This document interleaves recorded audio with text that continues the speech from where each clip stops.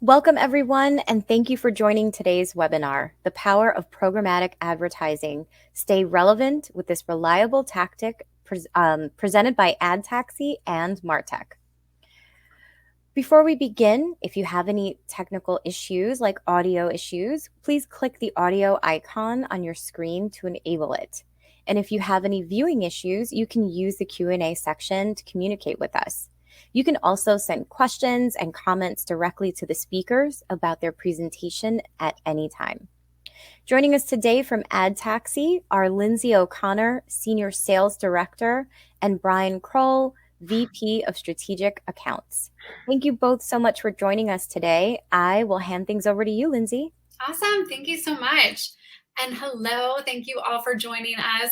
Just a little bit of background. I think Mr. Brian Kroll needs a great introduction. He is known at AdTaxi here as the godfather of programmatic. So it is very, very fortunate that we have him speaking with us today. He brings a wealth of knowledge and has done a ton of really cool things for our clients and helping to keep AdTaxi at the forefront of all things strategic within the programmatic space. And then I also have been with AdTaxi for quite some time and in the digital marketing landscape. So I think between the two of us, hopefully we will provide you all with some helpful information. So stay tuned for Kroll. So in the meantime, I'll go through our agenda. We are going to talk about the current conditions and challenges, what programmatic advertising is, the advantages that programmatic brings to the table, and then Brian Kroll will go through the advanced features and integrations that are available for everyone to take advantage of. All right, so current conditions and challenges. This is not new news, I do realize, but I think it is really important that we at least address kind of the state of the economy. As we all know, consumer spending is slowing down, right? With inflation and price increases, the way the supply chain and production costs are increasing, that is really kind of skyrocketing our consumers to not have as much confidence, right, in their planning to spend. They're also having some pretty big concerns about a looming recession. So, all of that is then kind of pushing our businesses to make some changes. And the way that businesses are reacting is the focus on profitability is going to be more important than it has been in the past. And at times, it leads to businesses decreasing their ad spend. One thing I will say that's really, really important to remember, we think about past recessions, right, and what history can teach us is that, like the Volkswagens of the world and Kellogg's, they actually kept spending or increased spending during those times of recession and came out much stronger brands on the other side past recession. And so I just want everyone to kind of be mindful of that and keep that in mind as we are going through these times. Now's not necessarily the time to completely decrease on the marketing side of things. When we look at consumers, I know myself, I'm a household of 5, and my children have 2 devices just themselves, not to mention everything else in our home. And on average, there are at least 25 connected devices within the households. That is a ton. And 2.5 of those are televisions, connected TVs, that is.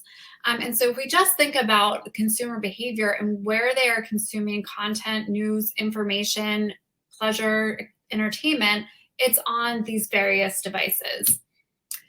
Then when we think about the time that they're spending, it has increased significantly since 2019, right? It just continues to go up and up. And that time being spent with traditional, such as, the newspapers, traditional radio, traditional TV, right? All of that is decreasing while the digital side is increasing. Not new news, but also, again, just kind of sets that playing field of where our consumers are at and what we really need to be kind of thinking about and focusing on for them. And then I want to focus on platforms. We like to break down platforms in 2 different segments. One is the walled garden approach, and then also the open internet. What I mean by walled gardens, the Metas of the world, Facebook, Instagram, TikTok, and also Google, Bing. In order to access those platforms, you have to go to them directly, right? There's no other way to advertise on any of those platforms except to go just directly to Google, directly to Bing, directly to Facebook, Instagram. And what we're finding, again, just kind of where the current condition is with those platforms, the cost per click within Google is skyrocketing to a certain extent, right? It's becoming more and more expensive there. Same with on the Facebook side. The cost per thousand is showing an increase, as well as the ability to target, right? Those targeting segments have really scaled back over the last few months. And so all of that is posing a challenge as marketers, right? To be able to reach the same people at the same cost. Then we have the other side, which is considered the open internet, which is something I consider pretty much everything else, and where programmatic really comes into play. And so it falls into all of the other components that are out there, which I will get into here in just a sec. So what is programmatic advertising? When we think about programmatic, like I said, it's kind of all the other things that are out there.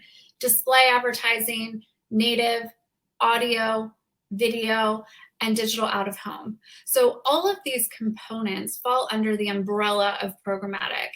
And what the beautiful piece about this is that you can access all of these different components under one programmatic source. And that allows for sharing of data, sharing of conversions, sharing of just following a user across these multiple devices and channels. And again, if we think back to the way the consumer behavior is and the amount of devices being used in the home, you want to make sure that you're reaching people across all of these different channels in a very seamless and consistent and cohesive manner. And then on just kind of a definition level, right, we want to make sure as marketers that we always use jargon, so I want to make sure we're on the same playing field here. But programmatic advertising simply is just the method of ad buying, right? And we're using a software to purchase and plan out these ad campaigns and strategies. And what I think is really, again, key right now is the fact that we can take an ad, we can take whatever creative format that is, push it out into an ad server, layer on this targeting, layer on the different devices, and layer on certain recency, frequency, and bid strategies to then be distributed across all of those different channels that I just described. From that, obviously, we want to drive conversions. That's the end-all, be-all goal. But really what this also provides is a feedback loop, right? So once we are driving some of these conversions, we can then drive that information back into the targeting strategies, the device strategies, the bidding strategies, based on the type of results that we're seeing. And again, Mr. Brian Kroll, we'll get into this a little bit deeper and the different techniques and levers that we can pull. But I will say this is also a really important piece of where the human touch comes into play. Yes, there is a ton of AI and there's a ton of software that can be utilized to help us optimize and make some of these bid strategies and decisions. However, people and insight and just, thinking about how all of this is coming to play is still very, very integral into the success of all of these campaigns. And so I think it's still very, very important to not just set it and forget it, specifically within the programmatic space. Some other advantages here, I would say, is on the targeting side, right? There are so many different layering of targets available within the programmatic space. There's so much data available for us to take advantage of as marketers, and that allows us to really hone in on our specific audiences. Also, dynamic retargeting, huge, right? We know we've all been retargeted numerous times. We are almost expecting now to be retargeted in a way that is most relevant and significant to us as individuals. And programmatic, again, with the data and the targeting available, allows us to do that. And I would also say some of the really strong advantages is that multi-channel distribution. I think having that seamless strategy, that true omni-channel approach across all of those different devices and platforms allows programmatic to service audiences more than ever. And again, immediate response to trends. Like I said, there is that feedback loop. Once you start throwing out that the strategy and the different targeting segments, being able to respond to what's working and what's not in a very quick fashion is super important. And programmatic really allows us to do that by seeing where the conversions are coming from in real time. So I mentioned omnichannel. It is, again, one of those jargon words that have been out in our industry for quite some time, but I think programmatic is the true example of having an omnichannel approach, right? We can use consistent creative across all of those devices and all of those channels geared towards specific users. So if you think about, if I'm a clothing store company and I offer children's clothing as well as women's clothing, I'm going to serve ads to parents with, in homes of children, maybe ages 5 to 13, because maybe that's the type of clothing I offer. I'm going to serve that to those parents, right? Whereas women, women aren't all parents, right? That doesn't mean that they have kids. So the type of messaging and the ads and the clothing that I'm going to serve to women, it's going to be very different, right? So I think that's a really important piece too, that having that creative be consistent within the user is very, very, very key. And then also that multi-channel delivery. All of those things combined, we see shows increased conversions just across the board. And I think it's also really cool to have this visual as far as what the journey looks like specific to omnichannel. All of the components that programmatic offers, such as video, audio, connected TV, display, and native, they all have kind of their place and purpose within that buyer journey. And so some of them service really down to the consideration. And then display and native specifically, we've just seen kind of time and time again, tend to drive more of that conversion response. So, obviously prospecting needs to be a part of any key. You want to constantly be filling your funnel with new people and then kind of nurturing them along to a conversion with these components of display and native. And finally, just some things that I think are really key to think about when it comes to programmatic, some interesting stats here is that, number one, the reach. The reach is just by far the strongest. Programmatic has a penetration forecasted to reach 91.1% in 2023. Publishers realize more and more the demand and the use that people are engaging with their content and their sites, their TV channels, audio channels, whatever that may be. And so the penetration for marketers is increasing hand over fist. Then from a brand visibility standpoint, people say that are spending 60% of their marketing budget on the brand building advertising, which is huge, right? And from a programmatic standpoint and that omni-channel approach, this really helps you build that brand, right? Having that consistent messaging across all of these different channels. And then, as I kind of touched on before, budgets in recession, cutting marketing budgets during a recession really might have that temporary relief, but long term is not going to have the type of outcome that I think we all really want in the end. So kind of staying the course and really staying strong within the climate such as these is very, very important. So now I'm going to pass it on over to the Godfather, as I like to call him, to go through advanced features and integrations. Thanks, Lindsay. And one thing to kind of call out on Lindsay's last point there, I remember back in 2008 when we had the last sort of longer term recession downturn, the people who kept advertising are the people who really thrived. So definitely a key point on that last aspect there.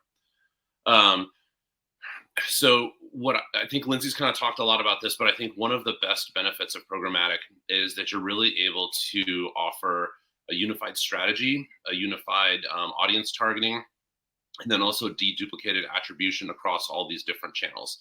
It's kind of the main selling point is that if you're doing this where all of these platforms are available under one hood, You don't have to guess to understand, well, was it my display ad that really triggered the conversion, or was it my audio ad, or was it my video or CTV ad? We can see all of that and understand where the real influence happened in terms of the consumer journey. And I'll get my slide to advance here.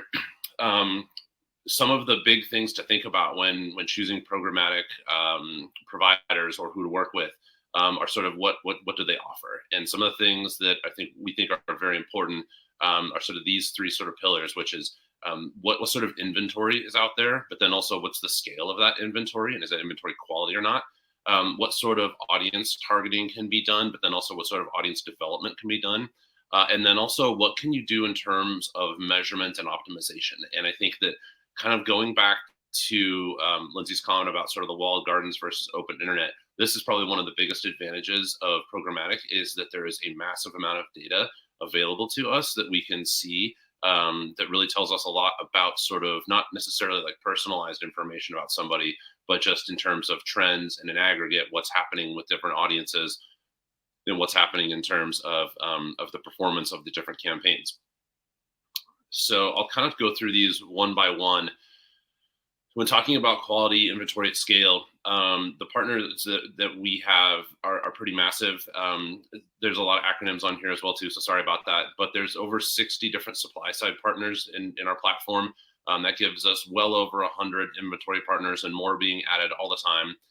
In addition to sort of the standard, what we call like open internet partners, there's also over 7,000 different PMP deals, which stands for private marketplace deals. Those are different sort of publishers where you can negotiate sort of private contracts with them to serve on their inventory. The most important thing about doing this is, while it's still a little bit of like the wild, wild west out there, not nearly as bad as it was 20 years ago, it's everything that we're doing is brand safe. Everything that we're doing is viewable, and also we're targeting humans. It's not going after bots or anything like that. Thinking about sort of how things are bought, when you're looking at all this inventory, it's very important not to pay too much, pay the right amount, not too much. And that's where the predictive clearing price technology comes into play. And when we're talking about predictive clearing price technology, basically there's two types of auctions when you're buying programmatic. Up until recently, just about everything has been second price auctions. And in second price auctions, it's basically where it's similar to how search is auctioned, where you don't necessarily pay the highest. You don't pay the highest of what you bid, but you pay 1 cent higher than the next than the next winning bid. Whereas in a first price auction, the winning bid is what basically gets the impression.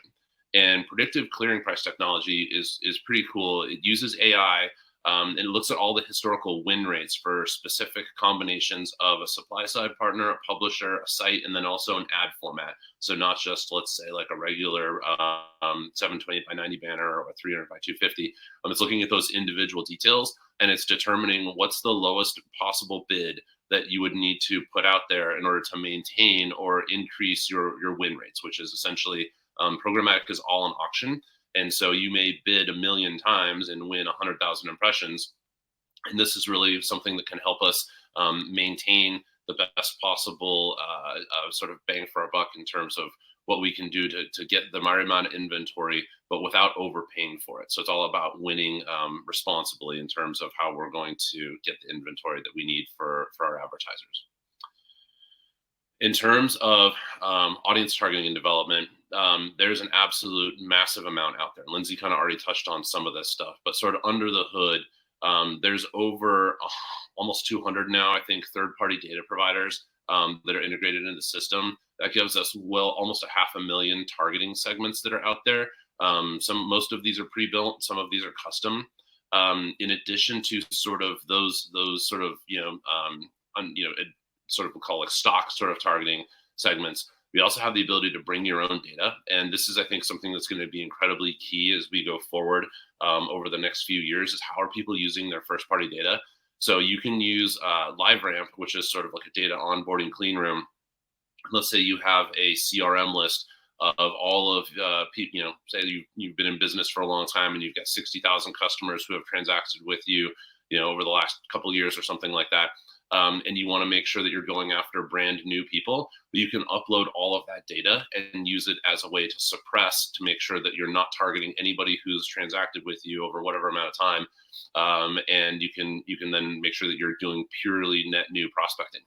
You can also use that data to say, if I wanted to talk to, let's say, like lapsed customers, so people who haven't transacted with you in the last 24 months or something like that, but they bought from you a while ago, that's something where you can use that data to target those folks as well too, very specifically. You can also do some really cool things. And again, sorry for all the acronyms. PM stands for predictive modeling, and LAL stands for lookalikes. Basically, you can do lookalike targeting and predictive modeling both off of pixels. So sort of whether it's conversion pixel for people who are transacting online. You can also do that off of your offline data. So any of your CRM data, if you were to segment this, and these are my highest lifetime value customers over the last couple of years, we'll put those into a segment, and then we can build predictive models off of those segments to try and find more people who look like them in terms of their sort of data trail. All of this stuff is also inherently cross-device, which is super cool. So if you have that list of CRM data, you can target those user IDs across display, native, pre-roll, audio, connected TV, pretty much everything except digital out-of-home can be targeted cross-device. And you can also, with that cross-device targeting, you also get cross-device attribution. And that's something that is pretty cool as well. We'll talk more about attribution here in a minute. You can also do some really cool stuff with what's called advanced bid factoring. And so it's not just about, putting an impression in front of somebody, but it's also about sort of when you put that impression and how often you put that impression, and then how much you pay for each of those different scenarios, whether it's the first impression or the fourth impression, and then the amount of time, let's say. And I'll talk about that a little bit more here in a second. Hopefully you guys can see this okay. But I think one of the most important things in programmatic, aside from an audience that you've selected, would be how do you prioritize how much you pay for that audience based on recency? And especially with first-party data, this isn't quite as applicable for third-party data, although it still kind of works. It's really about when was somebody added to an audience. And so if you think about just an e-commerce transaction scenario, let's say you have an audience where somebody has put something in their cart, but they haven't started the checkout process. So from that standpoint, sort of traditional thinking would be you want to make sure you get in front of that person as much as possible during the critical moments when they're maybe trying to decide whether they're going to make that purchase or not. So you can do what's called bid factoring based on recency. And you can kind of see on the left here, hopefully you can kind of see on the left, I don't know if you can see my cursor or not, but on the left, you can see there's different schedules of how much we're going to bid. So from this left example, let's say from the start, so once somebody puts something into their cart, as soon as they go back out onto the open internet, if they haven't put anything in their checkout begin or started that process, you want to bid basically 3 times higher than you normally would. So if you had a base bid of say $3 or $4 CPM or something like that for that audience, you're now cranking that up to a $9 or $12. But then you're going to decrease that in sort of a stair step or waterfall pattern up into a certain amount of time, because the sort of theory is that as time goes by, you don't necessarily want to keep hammering somebody if they're not going to make a purchase. But one of the things that we found recently that is really fascinating is, especially with add to cart, that people don't always use it as sort of an immediate thing, but people put things in their cart really as sort of like a shopping list. And so people sometimes forget about that. There's a lot of stimulus out there, a lot of different messages people are seeing, not just from your business, but from all kinds of different businesses. So another tactic that we've started deploying is we have different sort of recency bids and recency buckets based on time. And we found that this is something that dramatically improves overall conversion rates by moving the bids around and staying in front of a consumer multiple days after they've first completed an action. And this will only happen if somebody sits in that bucket where they've put something in the cart but haven't started the checkout. And it's really sort of, when we think about this is one of your best audiences because they have the most intent. Nobody would really do that if they weren't really, somewhat interested in buying something. We learned about this stuff from some of the advanced measurement capabilities that we have. So I already mentioned this earlier, but everything is deduplicated. So it's deduplicated across device, both online or also offline, but then also in app. if depending on where you're sort of measuring your conversions are happening. And oftentimes it may happen in multiple different locations, sometimes all three of those. We have some pretty cool technology for customizing sort of cross-channel optimization in terms of how we want to move budgets based on how things are converting. But then also, I think the most important thing is, what can you learn from what's happening in terms of your campaign performance, from advanced conversion reporting, but then also from segment analysis. And that's where you get some really cool BI opportunities. And I'll talk about that just a little bit more in depth. What's pretty cool, if you have, let's say you have a list of your top LTV customers or lifetime value customers over the last couple of years, you wanted to know a little bit more about those people. Well, you could ship that off to sort of a third-party data appender and try and learn more that way.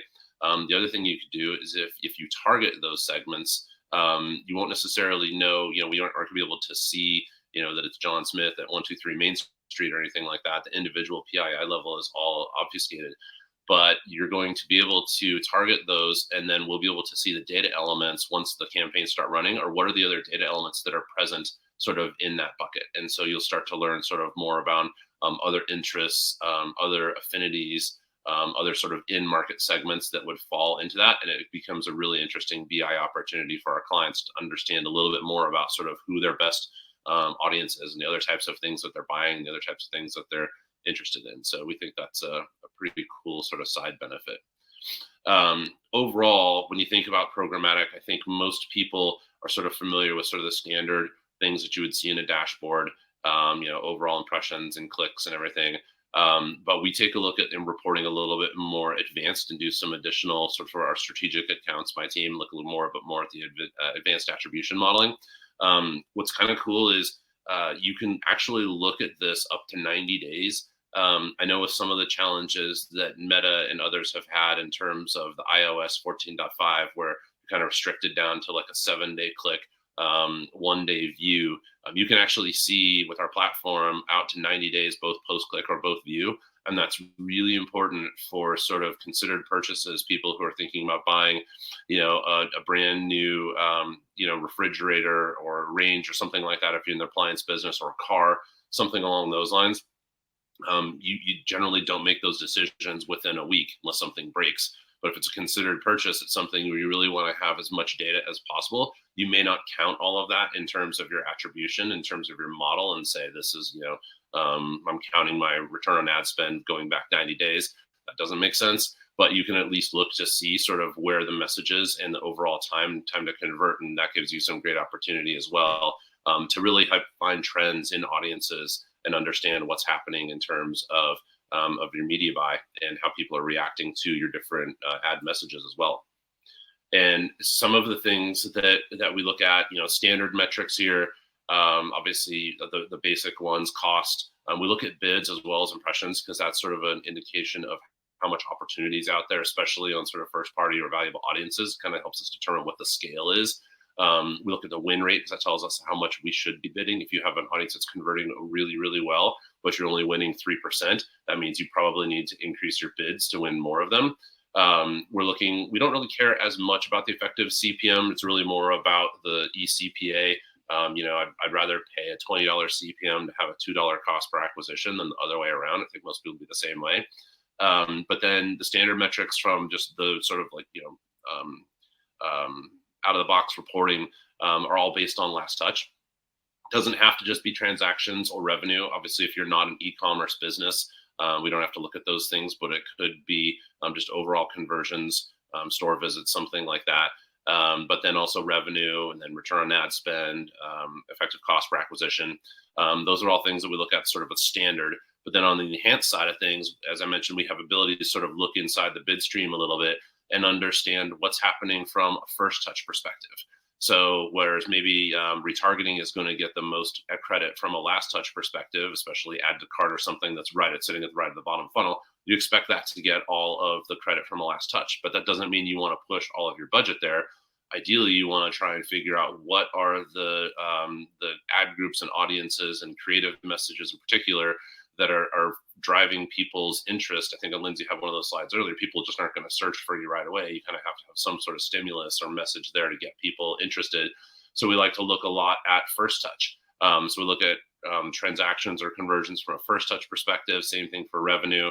Same thing for return on ad spend or eCPA for those transactions. We also have the ability to look at these things from an any touch perspective. So where something may not have been a first touch or a last touch, but there was influence in terms of the transaction or the purchase, we can see that as well too. And so we give that credit where credit's due, both for transactions, for revenue, return on ad spend, eCPA. And then also, I think this is a really important one too, is taking into consideration the time to convert. So how do we get someone to convert faster? So we're looking at time decay. We can do it from a last touch perspective. We also look at it from a first touch perspective. Typically don't necessarily optimize that way, but it's something that's really important when we think about how we're making decisions on where to move money outside of sort of the algorithmic way in terms of buying. And really that's what we're trying to do, right? So with most campaigns, you're looking for sort of that sweet spot. And you're trying to figure out what are the audiences that are going to convert and scale, but then also how do we convert those audiences the most quickly? So we're looking for something with a fast conversion velocity. And ideally, when you hit that sweet spot, the end goal is sort of finding that intersection there of something that has quite a bit of scale, also converts very quickly, but also does it at your target return on ad spend. Because something may convert quickly, relatively quickly, and it may have a low amount of scale, or may have a high amount of scale and kind of convert quickly, but you end up spending too much, and then you end up below a 1-to-1 or whatever it will be on your net prospecting that you're looking for. So we kind of take all of these things into consideration when we're looking at our audience profiling in terms of how do we make all of these things move faster. And that's sort of the goal with everything is, if you're thinking about remarketing, how do you get people to convert more quickly? How do you get net new prospecting people to engage with your website or contact you more quickly? That's how you make you make sort of a marketing directly correlatable to business outcomes, and that's kind of what we're all about. Outside of this, there's some other cool stuff that we can do, not just with online. That's primarily what I was just talking about there. But we can see a lot of those same metrics from an offline perspective as well too. So the CRM onboarding for LiveRamp is also something that we can do from a conversion API direct into the platform. So because you can sort of reach these people, it also makes sense that if you sort of go backwards by uploading a CRM of purchasers, recent purchasers, you can also get deterministic matching of people who are exposed to your ads and then also purchased from you offline. And what's cool about that is you can then see sort of the offline impact down to the creative level of what was, let's say you're a furniture store and 95% or 100% of your transactions happen offline because people want to come in and test out the couch or the bed or something like that. And they're not necessarily going to buy it online if you're like a local or regional chain. You really want to try and understand, okay, what was the message? What was the promotion? What was the audience? Which of these is actually moving the needle? And people see these ads is getting them to come in to buy. You can see that offline impact, and you can look at that from a return ad spend perspective, eCPA, time to convert.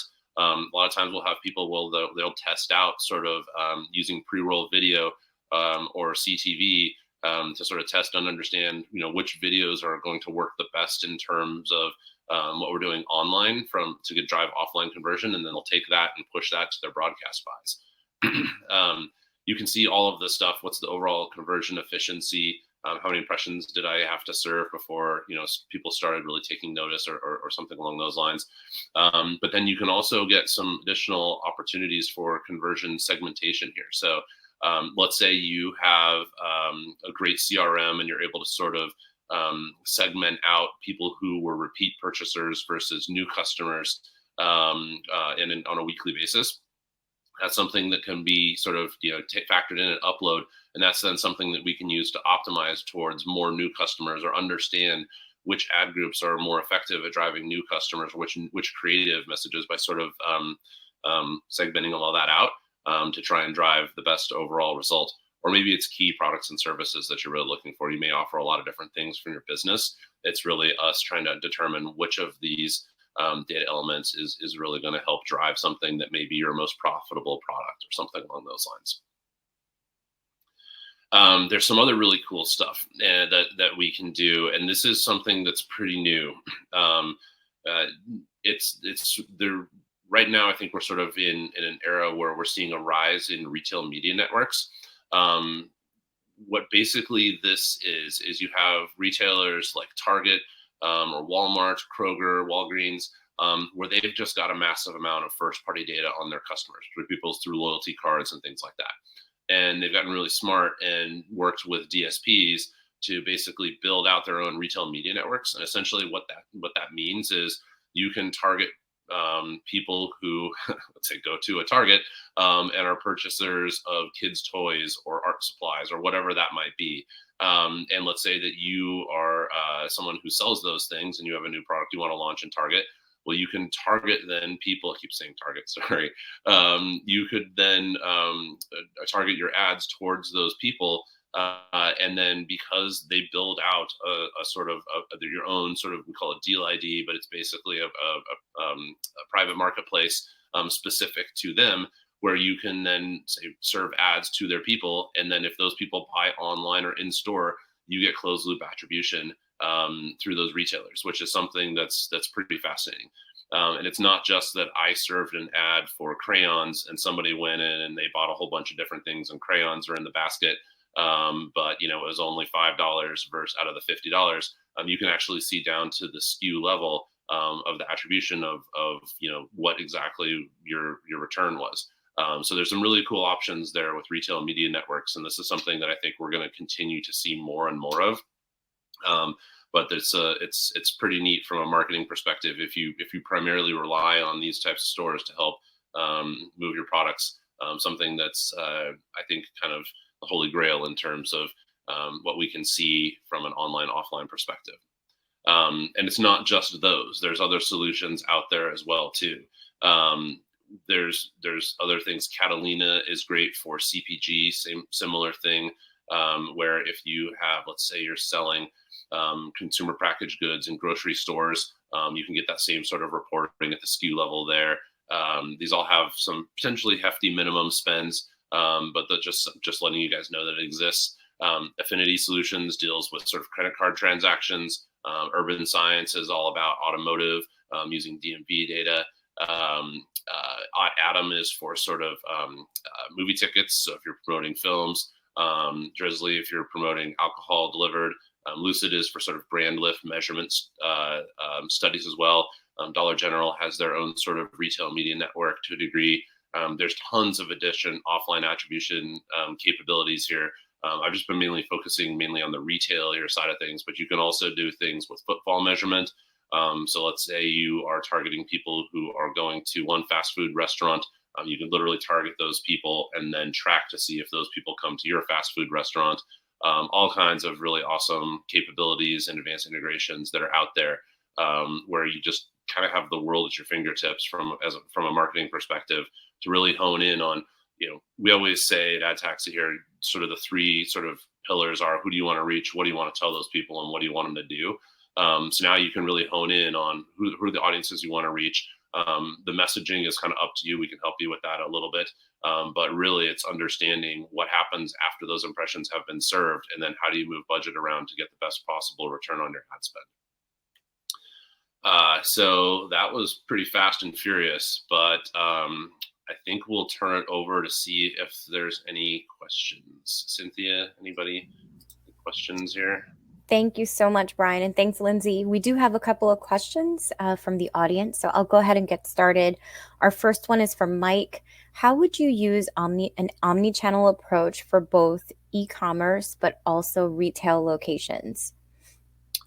So we actually do that quite a bit for some folks, because most of the time people have e-commerce as well as retail stores. A lot of times it'll be, most of the transactions will sort of happen one way or the other. Our best sort of practice there is most of the time the audience is going to be the same. So target the audiences that you think are going to buy from you, regardless of how they're going to buy, but set up measurement in both locations so that you can understand sort of the true impact. So if you're targeting, let's say, dads who like to barbecue or whatever that would be, that audience, you can see if they're coming into your store and buying barbecues. You'll be able to understand what the return on ad spend is for that. But also if they're coming online and buying spatulas or aprons or whatever that might be, spice kits, those are things you can measure on both sides. So it's really sort of, set up the right measurement, and then you can report on all of those things together, and then make decisions on how you want to, which media sort of elements are moving the needle, regardless of where someone's buying. Great question. Thanks, Brian. I think we have time for one more question, and it is, what is the best way to get started? Ooh, I can take that one. I would say that's a pretty great question and a broad question. I mean, really what we've seen, everything is so customized, kind of what I went through, what Kroll went through. There are so many different levers that we can pull to get your audience down. And, kind of like Brian described, we really want to hone in on who it is that you want to reach, what you want to tell them, and what you want them to do. And that is so different across every customer that we work with. So truly the best way to get started is to just, kind of, at least when we work with people, allow us to dive in and kind of look at what you're already doing, what's working, and how we can add in some other things to help accomplish your goals. So again, really just being very strategic about what your end goal is, and then we kind of reverse engineer from there to make sure that it happens using, all the capabilities that's available. All right. Thanks, Lindsay. Thank you, Brian. I just wanted to turn it to Lindsay for some final comments before we close the webinar. Awesome. Yeah, thank you so much. So really quick, just in case anybody has any questions outside of, what we just reviewed, or in addition to what we went over, please, reach out. You can reach us at the info@adtaxi.com. Feel free to call us. Also, check out our website. There's a ton of resources there and case studies that can, just allow you to glean a lot of insight from. And additionally, we did provide some handouts. So please go to the handout section and, download. There's some really good guides in there as well. So again, just want to thank you all very, very much for spending some time with us. Excellent. Thank you so much, Lindsay. And thank you, Brian, for your engaging presentation. And to our audience, if we didn't get to your question today, we will be sure to pass it along to AdTaxi. On behalf of MarTech, thank you again for joining, and we hope you join us again